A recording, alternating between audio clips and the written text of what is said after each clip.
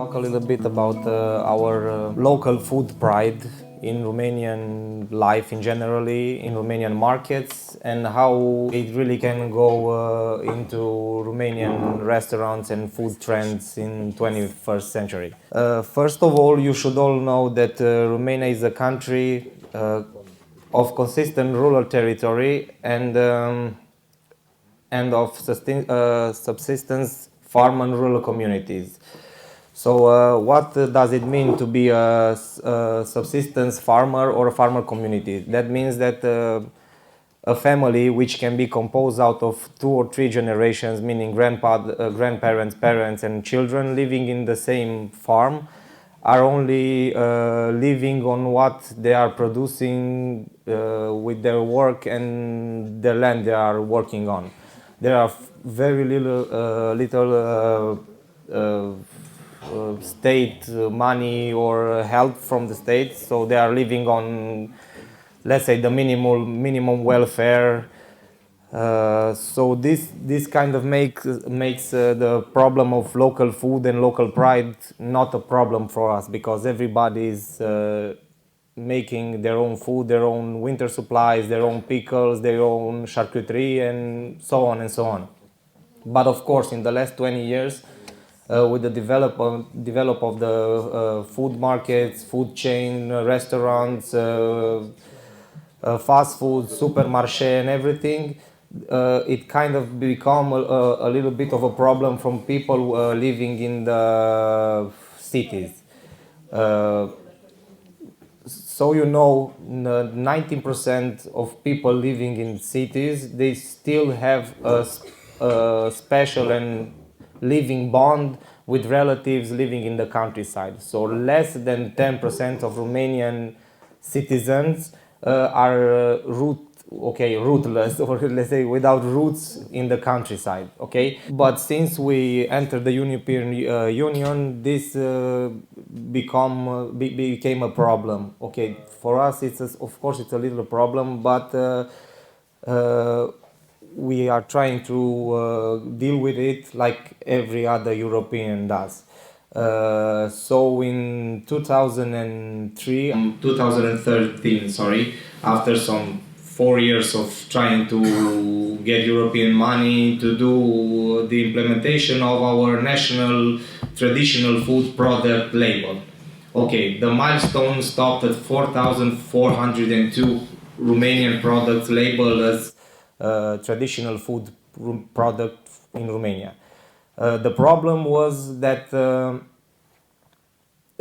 being such a hurried process, many of these products way of being labeled was not made such in a professional way. This is a problem that the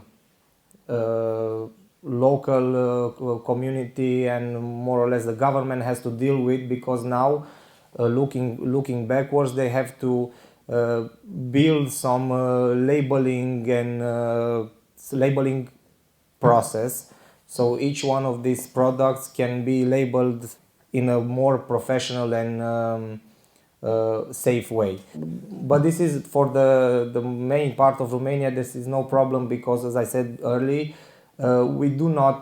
most of our society do not recognize or do not get encouraged to buy labeled products, meaning that this is organic food, because as I said before, we are taking pride in our food that is made from all our relatives, and we do have, more or less any family in Romania has a small connection or a small chain to a farm where they can go weekly and buy something. And the less than 10% that I've told you about that are with no roots in the countryside still go to a market near in that city. So our less concern is the label, which is really the other way around in the rest of the Western Europe, because you have a strong labeling status, but in Romania it's not like that. It provides more. It's more important the person that provides you the food, then the label, and the food that's labeled provided by a. So in a way, we have two kinds of traditional food label. One which is certificate by the state, and the other one which is taken for granted. So in a big Romanian consumption balance, the one take it for granted gains a lot of weight. In this small dynamic graphic, you will see that the most of the products that are labeled are dairy, milk, cheese products in Romania. So most of the small local producers are labeled in this kind of products. The second is the meat and meat products, charcuterie and all kind of meat products. And with the lowest rate of labeled traditional products in Romania are the fish. The consumption choice in Romania is going more as a conclusion on the trust and pride version of the products than the certified one. We still think that our local products not being labeled still go, we equalize them with words like natural, biologic, organic, ecological, not so stunning as a product when you buy it, not so attractive but very tasty, very savory, good, real, and it brings back the taste of your childhood. It's healthy and it's not always more expensive. Meanwhile, a label product, it's always more expensive, but not always fits in this category of words what I just meant. So as a conclusion, while in the other parts of Europe, the world and Europe, archaeological gastronomy intervenes in order to rediscover this culinary tradition and to try to reactivate the rural and country cultural identity, Romania starts with an advantage. Due to the continuity of local economies and small farmer economies. The only problem in Romania is that all this local food, local stuff, good eating and healthy eating, which is 90% made at home, it does not reach the food and restaurant industry. This is the biggest problem in Romania right now.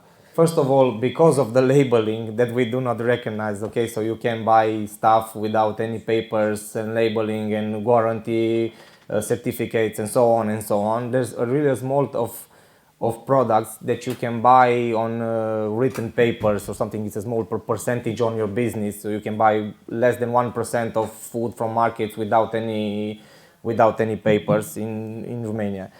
So the big challenge for the kids these days, for the teaching industry and food industry, for the children, is to help them realize that this is our heritage and the traditional way of eating at home can be fun, interesting, and it's a little bit challenging to move it in the food industry, to make it with a twist, let's say, to rediscover it, to re-give it a new way of plating and savory and pairing with another foods and some good wine. This is the huge challenge. And another big problem was that after we, the Polish and the Eastern countries had, after 50 or 60 years of communism and lack of a lot of ingredients and connection with the outside world, after 1990 we all tried and we all wanted to experimentate everything, you know, like foie gras, red tuna, whatever, salmon, and we kind of lost this interest to our local products, you know, local fish, local meat, local dairies, local everything. So now it's really hard for my employees in my kitchen to, if they are young to understand, to make them understand that it's better only to cook with trout and crayfish than, I don't know, any octopus and shrimps and tuna and salmon, because they are really interested in that way of cooking, in that ingredients too, in Japanese cuisine, in French cuisine, in foie gras, in everything. So you have to really keep it in a balance. You have to teach them that too, in a way to know that, to understand that, to love it, because it's really, really important. It's European heritage, but it's really difficult to make them come to a place, okay, because there is a terroir with not such many opportunities, okay, so everybody wants to cook with ingredients from all over the world, not only in Romania. This is the bigger challenge. But in Romania we have a saying, and which is my motto. It says fă rai din ce ai, meaning you have to make heaven from whatever you have. Merci beaucoup. Merci.